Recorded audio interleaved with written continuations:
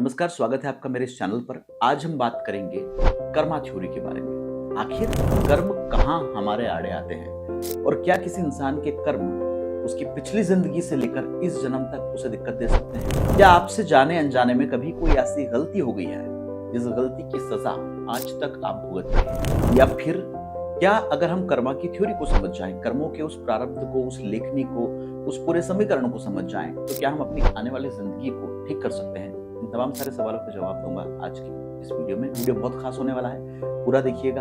अगर आपको लगता है कि आपको थोड़ी जल्दी है और वीडियो बड़ा है तो आप इसे 1.25x पे भी जाकर देख सकते हैं। और साथ ही साथ अगर आपको अच्छा लगे तो प्लीज कमेंट कीजिएगा, चैनल को सब्सक्राइब कर लीजिएगा, क्योंकि मैं आने वाले दिनों में बहुत सारे ऐसे टॉपिक्स पे वीडियो लाने वाला हूँ जो वीडियो आपकी पूरी सोच बदल सकते हैं। दोस्तों, हम लॉ ऑफ अट्रैक्शन की प्रैक्टिस करते हैं, हम लॉ ऑफ अट्रैक्शन के बारे में ढेर सारी बातें करते हैं, मगर क्या आपने कभी सोचा है कि कोई भी काम कुछ लोगों की जिंदगी में बड़ी ही आसानी से बन जाता है और कुछ लोगों को बहुत ज्यादा तकलीफों का सामना करना पड़ता है। कुछ लोग बहुत जल्दी जल्दी रिजल्ट हासिल कर लेते हैं, कुछ लोगों को मेहनत करते करते पूरी जिंदगी लग जाती है। तो क्या ऐसी कोई चीज है जो उन दोनों लोगों के बीच में कॉमन है, मगर एक को ज्यादा फायदा दे रही है और एक को कम फायदा दे रही है? बिल्कुल है, और वो चीज है कर्म। अगर आपके कर्म ठीक हैं, अच्छे हैं, सही हैं, तो शायद आपको अपनी जिंदगी में ज्यादा स्ट्रगल करने की जरूरत ना पड़े। कई बार क्या होता है, जाने अनजाने में हमसे कुछ ऐसे कर्म हो जाते हैं जिनका परिणाम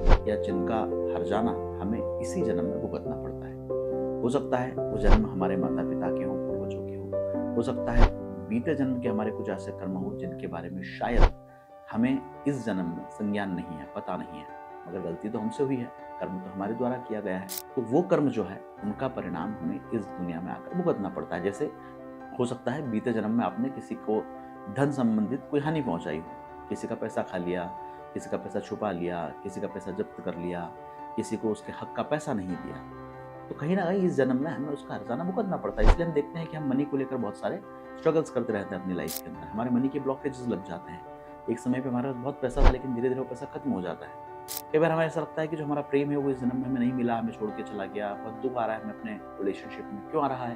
क्योंकि हो सकता है लास्ट जन्म में, बीते जन्म में, या इसी जन्म के किसी ना किसी हिस्से में, हो सकता है जाने या अनजाने में, हमने किसी का दिल दुखा दिया हो, किसी को चोट पहुंचा दी हो, किसी इंसान को जो हमसे प्रेम की अपेक्षा करता था उससे शायद प्रेम की बजाय धोखा दे दिया हो। तो फिर हमारी लाइफ में, हमारे जीवन में भी उससे संबंधित जो स्ट्रगल्स हैं वो हमें फेस करना पड़ते हैं। ऐसे ही खुशियों के मामले में हो सकता है, ऐसे ही आपकी बीमारियों के मामले में, स्वास्थ्य के मामले में हो सकता है, ऐसे ही आपकी ज़िंदगी में अगर छोटी मोटी कोई दुर्घटनाएं होती रहती हैं, दिन भर कोई मुसीबतें आपकी लाइफ में आती रहती है, तो उससे संबंधित चीज़ें हो सकता है। क्योंकि हम जो करके आते हैं, कहा तो यही गया है ना कि हम इंसान जो हैं वो प्रतिबिंब है किसी न किसी चीज़ का। हम अपनी सोच से बनते हैं, हम अपने कर्मों से बनते हैं, हम अपने प्रारब्ध से बनते हैं, हम अपनी तकदीर से बनते हैं। तो इन सब चीज़ों से हमारी ज़िंदगी में फ़र्क तो पड़ता है। अब इसे काटा कैसे जाए? ये जो कर्म का फेर है ये आ तो गया ज़िंदगी में, अब इससे बचा कैसे जाए? इससे बचने के दो उपाय हैं। एक तो ये कि हम नहीं जानते हमने क्या किया है, दूसरा है कि हमें पता भी नहीं है कि हमसे क्या गलती हो गई है। मगर अब हर चीज़ का एक उपाय हमारे शास्त्रों में, हमारे धर्म ग्रंथों में, चाहे आप किसी भी धर्म से बिलोंग करते हो, लिखा ही गया है। उसे हम कहते हैं प्रायश्चित। अगर हम स्वीकार कर लें कि हमसे गलती हो गई है, तो एक बहुत बड़ा बोझ जो है वो हमारे मन से निकल जाता है। उस गलती को स्वीकार करने के बाद हम ये माने कि अब जो कर्म हो गए हैं, गलतियां हो गई हैं, चीज़ें हो गई हैं, उन्हें कैसे सुधारा जाए।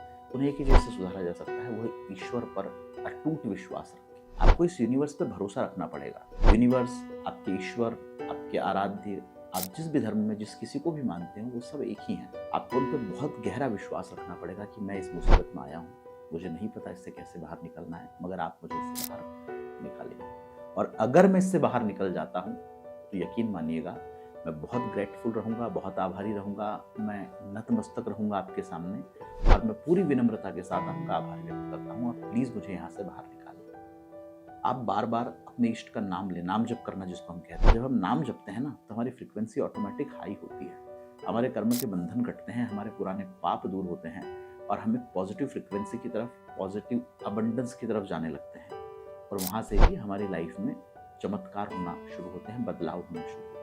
एक बहुत बेसिक सा कॉन्सेप्ट है। किसी दिन जब मौका मिलेगा तो मैं अपनी एक क्लास, जो स्पेशल क्लास लेता हूँ, उसके जरिए आपको कर्मा की पूरी थ्योरी एक्सप्लेन करूंगा। वो 40-45 मिनट, 1 घंटे तक जा सकती है बात।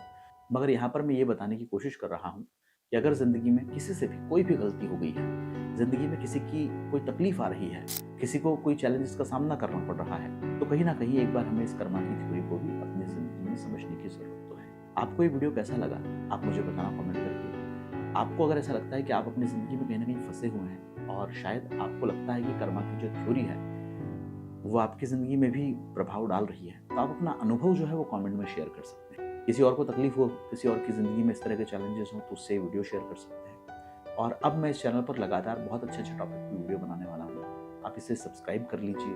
अगर अपनी ज़िंदगी को बदलने के लिए आप किसी का साथ, गाइडेंस चाहते हैं, तो यकीन मानिए मैं आपके लिए सभी टॉपिक पर वीडियो बनाऊंगा। आपकी जो प्रॉब्लम है उन्हें समझने की भी कोशिश करूँगा। आप चैनल को सब्सक्राइब कर सकते हैं। बहुत बहुत धन्यवाद।